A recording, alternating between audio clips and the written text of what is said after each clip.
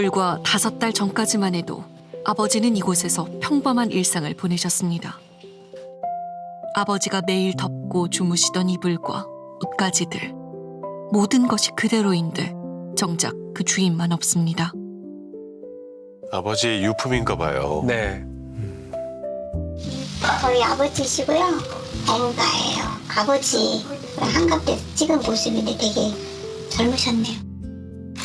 아버지는 6남매를 키워낸 가장이자 35년을 교직에 몸담았던 교육자셨습니다. 아버지는 자식들에게도 존경받는 스승이었는데요. 대통령 훈장도 받으셨네요. 네. 엄마가 치매에 오신 지 한 13년 정도 됐는데 말을 계속하세요. 반복되는 말을 하시잖아요. 그럼 저희들도 한 10번 이상 물어보면 좀 힘들 때인데 아버지는 화를 한 번도 안 내시고 자상하게 다 받아주시더라고요. 13년째 치매를 앓던 어머니를 묵묵히 곁에서 보살펴온 아버지. 하지만 어머니의 증상은 갈수록 심해졌고 90이 넘은 아버지에게 돌봄은 점점 버거워졌습니다.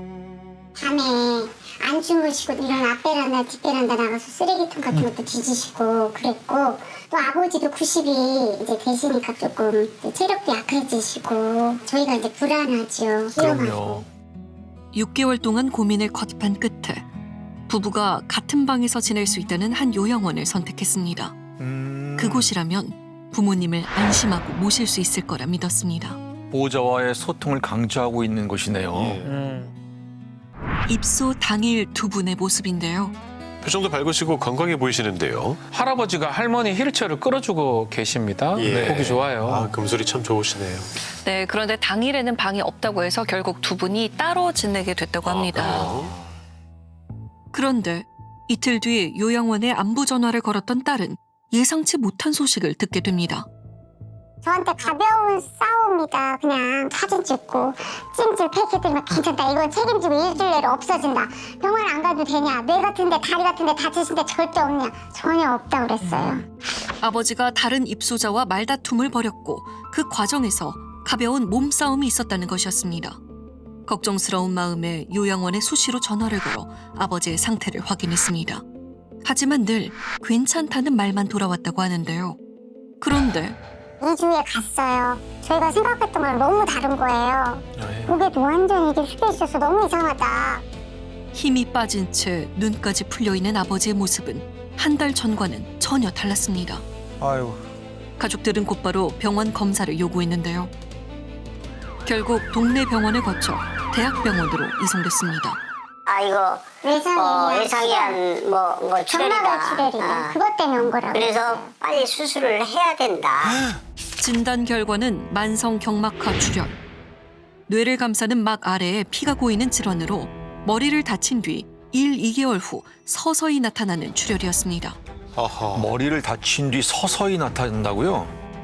급히 뇌 수술을 받게 된 아버지는 한때 의식을 회복하기도 했지만 합병증과 폐혈증이 이어졌고 2달 뒤 끝내 세상을 아유, 떠나셨습니다. 저런. 아유. 가족들은 경막하 출혈이라는 진단을 듣던 날 요양원에서 있었다는 다툼이 떠올랐습니다. 이제 저희가 아차하는 거예요. 이게 교수님 이거는 외상에 의해서 한 달 정도 되고 이렇게 온 거다. 요양원을 찾아가 CCTV 확인을 요구했습니다. 충격적인 진실과 마주하게 된 가족들. 저희 아버님이 그 침실로 들어오셔가지고요. 새벽 3시 26분 무렵 아버지가 같은 방 입소자를 침대로 이끌어 이불을 걷어주려고 합니다. 그런데 무슨 일인지 상대방이 화를 내며 밀칩니다. 그러다 갑자기 폭행이 시작되는데요. 얼굴과 머리를 때리는 폭행이 2분여간 지속됐습니다. 20, 30대는 맞은 것 같습니다. 지금 짧은 시간에. 그것도 뭐 머리 쪽으로 계속 일방적으로 맞았거든요. 그 완전 일방적으로 폭행이잖아요. 무슨 쌍방마실이에요 그게. 전 그걸 보고 이거 막 끝까지 볼 수도 없었고 그게 말이 됩니까? 저는 너무 화가 나요. 그날 두 사람 사이에는 무슨 일이 있었던 걸까? 제작진은 가해자로 지목된 할아버지의 가족에게 전화를 걸어봤습니다. 따님분 되시나요? 네? 아무 생각에 폭력적인 게 절대 아니시고 저희들 진짜 이해가 안 가는데 치매가 사람을 그렇게 만드는 건지 저희 아버지 손톱으로는 도저히 저희도 사실 충격이에요. 집안에서 저희들 키울 때도 그렇고 엄마한테도 그러시니까 이게 천도 없어요. 왜 때렸나? 이런 때린 거 자체도 모르시니까.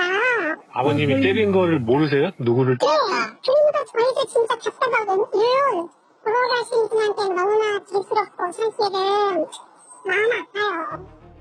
아버지를 폭행한 가해자는 치매를 앓고 있는 노인이었습니다. 누가 봐도 심각한 폭행을 가벼운 다툼이라고 축소한 요양원에 더 큰 분노를 느끼는 가족들. 아니 저게 어떻게 가벼운 다툼입니까? 그러니까요. 빨리 병원 데리고 와서 내진탕 안에 이제 검사를 해야 당연한 거 아닙니까? 네. 빨리 그걸 숨기지 말고 동네 병원 가서 우선 진단 받아보고 그러면 우리한테 후송 조치를 할 수 있게 우리한테 기tim을 해줬어야 돼요. 예? 근데 계속 숨겼어요. 숨기고 돌아가시면 자연사항으로 덮어버리려고 했던 거예요. 이거는 가해자부터 더 나쁜 놈들이에요. 보고 정말 기가 막혀서, 아니 어떻게 이걸 보고 저렇게 하시냐니까 일이 또 처음 봤다는 말을 돌리는데 또 기가 막히더라고요. 당신 부모 같으면 이거 그냥 뒀겠냐고. 하지만 요양원 측이 작성한 긴급 회의록을 확인한 결과 폭행이 발생한 날 아침 CCTV를 확인했음을 알 수 있는데요. 폭행 사건 이후 영상을 분석한 결과 아버지의 상태가 점점 나빠지고 있었다는 걸 확인할 수 있었습니다. 밥 한 술을 제대로 못 두고 계속 쓰러지시네요. 네. 아유 기운이 하나도 없어 보입니다. 네, 아유 다리에는 지금 뼈만 앙상합니다. 아유 몸을 가누지 못하시네요. 예, 앉아 있기도 힘들어하시네요. 특히 아버지의 경우 혈액이 쉽게 굳지 않도록 하는 항혈전제를 복용하고 있었기 때문에 작은 충격에도 출혈이 계속될 수 있었다는 것입니다. 출혈 위험이 큰데도 저렇게 맞았다는 거잖아요. 그러니까요. 그렇다면 폭행을 당한 후 즉각적인 조치가 이루어졌다면 결과는 달라졌을까? 뇌가 자체가 다치는 게 아니라 뇌 바깥에서 피가 고였기 때문에 바깥에서 고여 있는 것만 제거하면 뇌 자체가 안 망가졌거든요. 그래서 회복이 될 수 있는 병인데 이게 어느 순간을 놓치면 그때는 이제 혼수 상태에 빠지고 난 다음에는 회복하기가 쉽지 않아요. 그때 뇌가 다친 거거든요. 그 타이밍을 한 3주에서 한 달 본 거거든요. 그때 기간에 조금 더 빨리 진단이 됐으면 사망까지 가는 심각한 출혈이 되지 않았지 않았을까 하는 안타까움이 있습니다. 치매를 앓던 90살 노모를 해당 요양원에 모시게 됐다는 부부. 당연히 뭐 만족하시는 거로 저희는 봤고 거길 믿어야지 어떻게 합니까? 믿는 것밖에 없고 또 피상적으로 보이는 거는 저희들한테도 그렇게 보이도록 또 그 사람들이 잘했고 그랬었습니다. 최고의 규모와 시설. 체계적인 간호 서비스가 눈에 띕니다. 예. 어머니는 이 요양원에서 6년을 지냈습니다. 가족들이 면회를 가면 환하게 웃으며 맞아주셨습니다. 96세의 고령이었지만 노래를 즐기며 활기차게 지내던 분이었다고 합니다. 흥이 많은 분이셨네요. 그러던 중 작년 3월 가족들에게 갑작스러운 비보가 전해집니다. 저희가 지금 5분 전에 그 어르신 기저귀를 케어하려고 들어갔는데 예. 어르신 주무시다가 소천하셨어요. 아이고. 슬픔 속에 장례를 치렀습니다. 그저 노환으로 돌아가신 줄로만 생각했습니다. 가족들은 그렇게 마음을 추스리며 어머니를 보내드렸습니다. 그런데 어머니 장례를 치른 2달 뒤 한 통의 전화가 걸려옵니다. 무슨 내용이었을까요? 어머니가 자연사가 아니고 학대로 돌아가셨다라고 주장하는 사람이 있다. 그걸 만났더니 요양보호사하고 그 아들하고 같이 왔고 그래서 그 자리에서 이 사람들이 이제 그 얘기를 다 해주는 거예요. 그녀는 어머니가 사망하던 날 야간 근무를 섰던 요양보호사였습니다. 본인이 근무를 하러 가서 우리 어머님을 만났는데 휠체어에 여러 군데가 묶여 있었다고 얘기를 해요. 묶여 있었다고요? 이게 다 무슨 소리입니까? 어깨에서 한번 이렇게 묶고 다시 다리 쪽도 묶었다. 아니 사타구니로 해서 네, 그렇게 해서 전혀 빠져나올 수 없게 묶어서 너무 심하게 묶었네 라고 본인도 느꼈다는 거예요. 너무나 충격적인 이야기였습니다. 오랜 설득 끝에 어렵게 목격자를 만날 수 있었습니다. 사람이 그렇게 돌아가셨는데 유가족들 뭐 제대로 알지도 못하고 뭐 사람이 죽었는데 그냥 넘어갈 일은 아니다고 생각했습니다. 요양보호사인 미란 씨는 그날 오후 5시에 출근을 했다고 합니다. 그때 마주한 할머니의 모습이 아직도 잊히지 않는다고 하는데요. 휠체어에 앉아있던 할머니는 허리뿐 아니라 어깨와 다리 사이까지 결박된 상태였다고 합니다. 아주 그냥 얌딱지 묶어놨었어. 출근하자마자 이러고 있었어. 아니 할머니를 저렇게 묶어놨다고요? 얼마나 답답하셨을까요? 이게 있을 수 있는 일입니까? 밤 11시가 넘어 기저귀를 갈기 위해 방으로 들어갔을 때 할머니는 숨을 거둔 상태였다고 합니다. 허리는 이만큼 내려와 있더라. 근데 가운데 것 때문에 가운데만 없었으면 내려왔을지도 몰라. 이거 없으면 빠져 내려오지. 저렇게 꽁꽁 묶었으니 할머니가 못 빠져나오셨겠죠. 예. 네. 아휴. 놀란 미란 씨는 다른 요양보호사를 불렀고 곧이어 사무국장이 도착했습니다. 그런데 그의 지시는 예상과는 달랐다고 합니다. 옷 갈아입히더라고.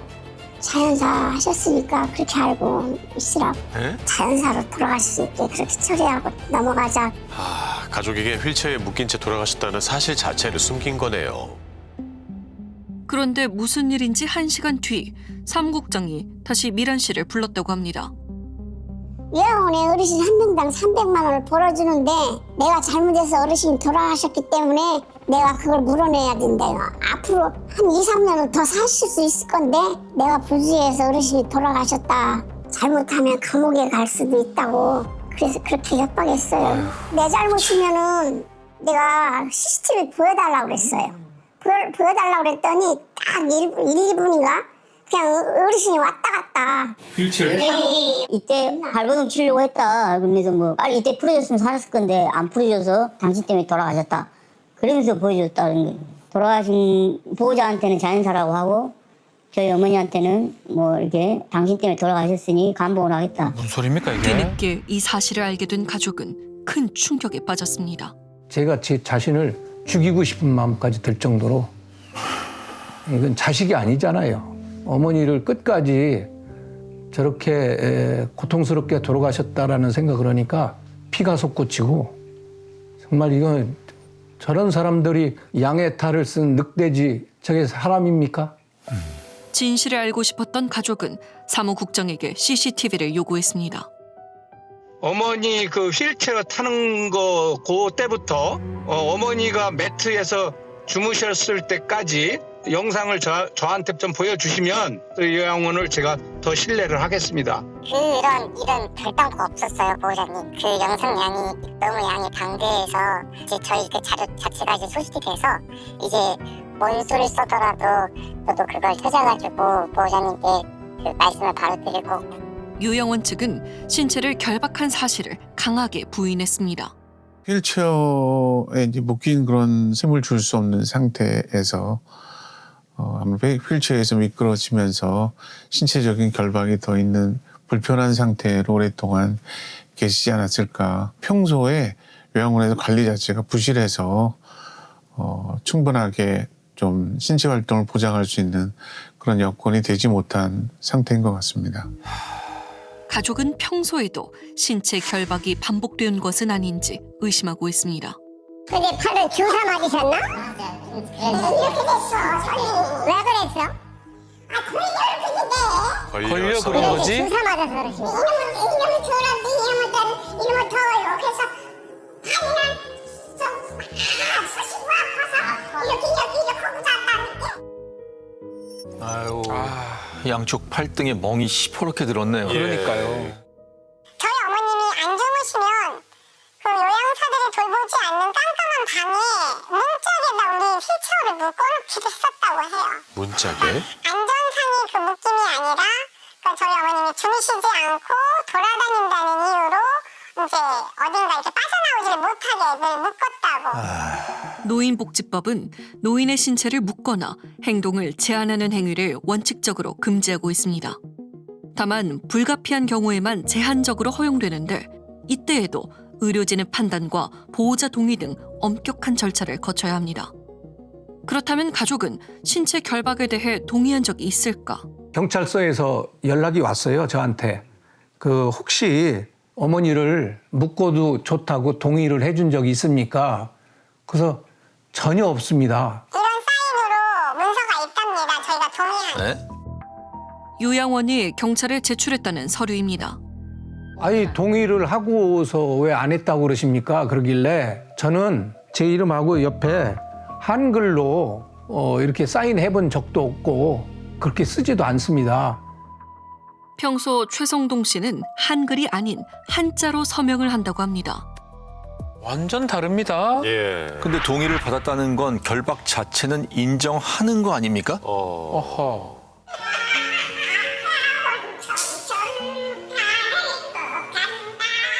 요양보호사가 기억하는 할머니는 늘 밝고 사랑스러운 분이었다고 합니다. 항상 표정이 좋았지요. 휠체어 타고 돌아다니시고 별꽃 노래도 부르고 그래서 성격이 그 안에서 제일로 좋아하셨던 걸로 기억돼요. 그런 분을 왜 묶어두냐고요. 잘못했습니다. 라고 저희 형제들한테 다 빌고 우리 어머니 산소 가서 할머니 잘못했습니다. 그러면 저희 용서 다 했어요. 다. 왜냐? 이미 작년은 다 했잖아요. 제2, 제3의 피해자가 안 나오리라는 방법, 그런 게 없거든요. 그래서 우리나라 요양원 없으면요. 우리 노인들 정말 어떻게 하겠습니까? 저도 나이 먹으면 또 그렇게 가야 되는 거고. 그렇다면 이런 피해가 계속 나온다. 이거는 용서를 해서는 안 된다고 생각을 합니다. 실화탐사대 제작진은 해당 요양원을 찾아가 입장을 들어봤습니다. 두 건의 사건이 발생한 곳 아닙니까? 그래서 어떤 입장일지 더욱 궁금합니다. 네. 어떻게 오셨어요? 아, 안녕하세요. 저 MBC에서 나왔는데 이 요양원 상대로 고소한 건이 한 2건 있다고 해가지고. 잠깐만 대기해 주시겠어요? 네, 이분이 사무국장이자 요양원 원장의 아들이라고 합니다. 근데 정확히 딱 보셨어요? 몇 달을 맞았는지, 누가 어떻게 때렸는지를 정확히 확인을 하셨어요?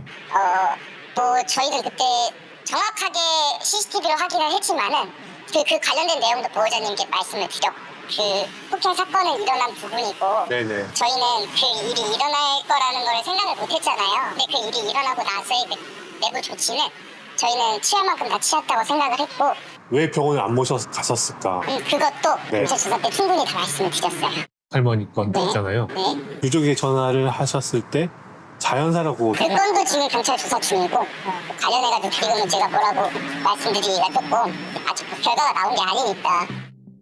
사무국장은 더 이상 답을 하지 않은 채 자리를 떠났습니다. 그렇다면 경찰의 수사 결과는 어떻게 나왔을까? 손목에 어떤 상처나 이런 게 있잖아요. 묶은 흔적들. 요양원 쪽에서도 그 자체에 대해서는 부인하는 건 아니니까. 묶었던 행위 자체는 인정을 하는 거예요. 묶은 거를 동의를 받고 묶었다고 하는 거니까 인정을 하는 거지. 그렇군요. 할머니 같은 경우는 CCTV든 4개월이 지나서 이제 고소 고발이 이루어졌기 때문에 CCTV는 다 사라진 상태였고요. 아하. 저희도 안타까웠는데 이미 기한이 경과돼서 임의로 삭제된 건지 기한이 경과돼 삭제됐는지 여부는 확인하지 못했어요. 경찰은 두 사건과 관련해 요양원 측 관계자를 상대로 업무상 과실치사와 노인복지법 위반, 사문서 위조 혐의로 구속영장을 신청했습니다. 조금만 잘 보살피고 주의를 기울였다면 기 발생한 어떤 사건에 대해서 작은 걸로 만들 수 있었을 텐데 이것을 사건을 크게 키운 것이고 요양원 측이 주의 의무를 다하지 못했다는 측면에서는 어떤 직업적인 어떤 기관의 존재 이유를 저버린 것이다. 어머니를 잘 보살펴 줄 거라 믿고 맡겼던 요양원이었습니다. 그러나 이제 가족들에게 남은 건 분노와 깊은 죄책감입니다.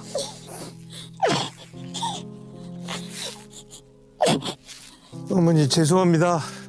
아들 역할도 못하고 자식이 12면 뭐합니까? 평생 상처로 남을 것 같습니다. 자식이 아니죠. 도리도 못했으니까. 그냥 편안히 돌아가신 것이 아니고 당신이 사시겠다고 그 몸부림을 치고 그러시다가 돌아가셨다는 생각을 하면 피가 끓습니다. 아휴. 세월 앞에 약해진 부모를 위해 자식들은 어떤 선택을 해야 하는 걸까요? 끝내 답을 찾지 못한 질문과 지워지지 않는 후회만이 남아 있습니다. 아드님이 죄책감에 힘들어하는 모습을 보니까 너무나도 마음이 아픈데요. 부모님을 요양원에 모신 가족들이 바랐던 건 완벽한 돌봄까지는 아니더라도 적어도 기본적인 보살핌 그리고 숨김없는 진실이었을 겁니다. 법에서도 노인 학대를 중대한 범죄로 보고 일반 폭행보다 강하게 처벌합니다. 5년 이하의 징역 또는 5천만 원의 벌금에 처할 수 있는데요. 시설 역시 업무 정지나 폐쇄 명령을 받을 수가 있습니다.